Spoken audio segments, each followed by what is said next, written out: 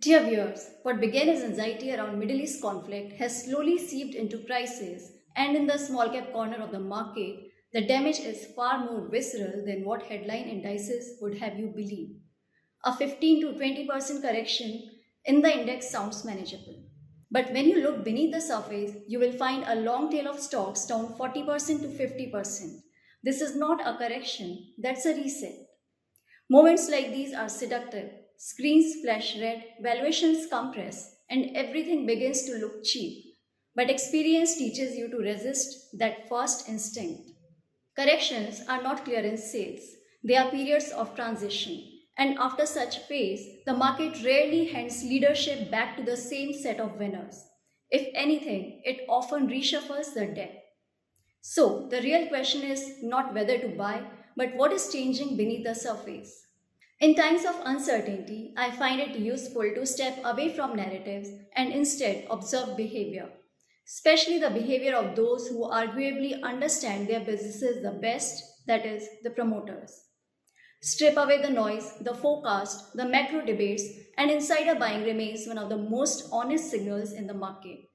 It is capital being deployed with full knowledge of risk, cycles, and balance sheets. It is conviction expressed not in words but in action. Over the past couple of months, I've been tracking insider buying activity fairly closely. And while there has been sporadic buying across sectors, a pattern has emerged, one that is difficult to ignore.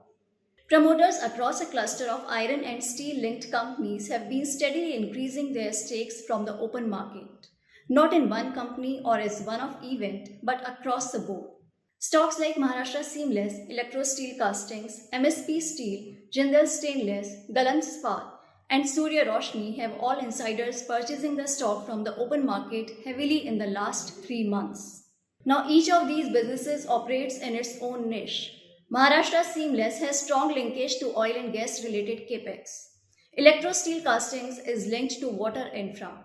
Jindal Stainless benefits from infra and industrial demand. MSP Steel and Galant Ispat benefit from construction and general industrial activity, while Surya Roshni combines pipes, lighting, and infra plays. The common thread? They all sit within the broader iron and steel ecosystem. To be clear, I'm not a sector specialist tracking steel cycles, but markets don't always require deep specialization to spot early signals.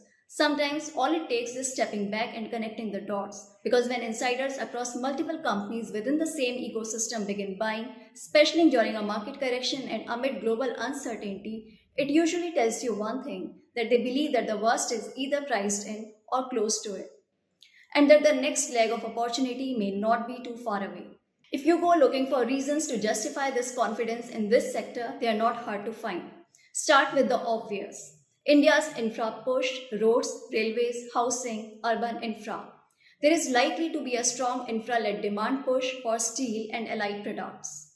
Then there is the water infra theme. With the government doubling down on programs like Jal Jeevan Mission 2 and committing upwards of rupees 8 trillion in outlay, companies which are linked to water transportation, especially ductile iron pipe manufacturers, stand to benefit in a meaningful way. Now, this is not a one-year story. This is a multi-year pipeline of demand. There are also subtle shifts on the supply side. India has turned into a net importer of finished steel, suggesting healthy demand even in an uncertain macro environment.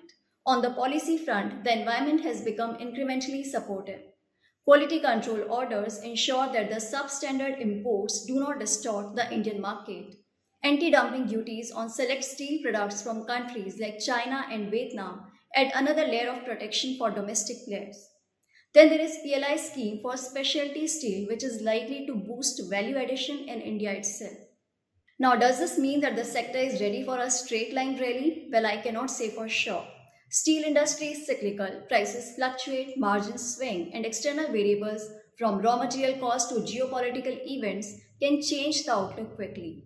But that is precisely why signals like insider buying matter more, because they tend to show up when the outlook looks cloudy.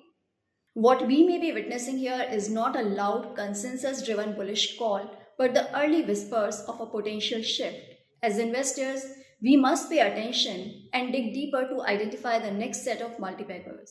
Please note that this video does not imply any view on the stocks. It is for educational purpose only.